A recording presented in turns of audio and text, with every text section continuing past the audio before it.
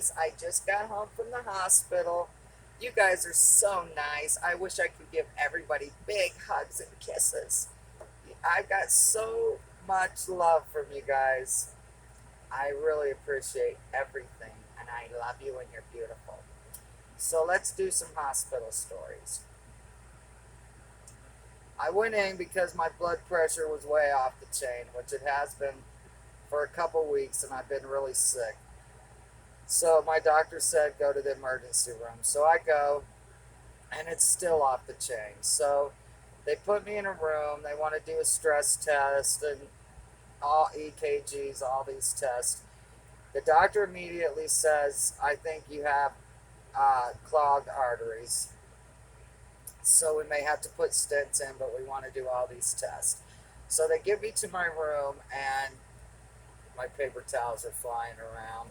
They get me to my room, and the nurse says I have to do a COVID test. And I said, why would you do a COVID test on me for high blood pressure and feeling sick? He said, well, you are at high risk because you are diabetic and because you have an autoimmune system disease, which is my rheumatoid arthritis. And I said, well, I'm refusing it. I don't want one. Give it to people that need it because I don't have it. So he said, okay, that's fine. So I got up at 5 o'clock this morning with a nurse giving me my medication at 5 in the morning and with oxygen on me. And I said, why is this oxygen on me? And she said, well, at night while you were sleeping, it went way down. Well, my oxygen's been really low lately because I was checking it while my mom was here and it wasn't good. So they did a bunch of tests. Everything came back good, but then I had to get the stress test done. So the nurse comes in today again and he says, you can't get the stress test done unless you do a COVID test. I said, are you kidding me? He said, no, right now you're in isolation because you're at high risk of COVID and they won't take you unless you do a COVID test. Well, I almost walked out, but I really needed a stress test. So I was like, fuck it, give me a COVID test. So now they tested me for COVID and he said, we're going to do a rapid test so it'll be back within 2 hours. And once it gets back, we'll get your stress test done. Within 10 minutes, they came and got me to do the stress test without getting the COVID results back. That's annoying as fuck to me. So I don't have COVID, and the stress test came back good. My oxygen was still low, so they were going to send me home with oxygen, but they had to walk me around the building to see if it went low, and while they were walking me, it didn't go low, so I didn't go home with oxygen. My sugar was high. I'm a diabetic. It was high, not real high.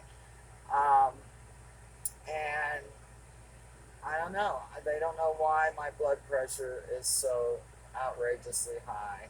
So they sent me home and told me to quit smoking cigarettes and to take my Ativan that I've been prescribed for years, and I take one a year for anxiety because the smoking cigarettes and anxiety is going to kill me. And then they put me on some new prescriptions.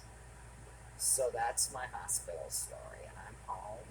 I still feel shitty, but I want to thank everybody for everything, and I want to tell you a cute, funny story about my boyfriend.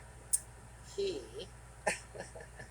couldn't sleep without me last night, so I said, did you sleep at all while I was gone? He said, well, at about 4 in the morning.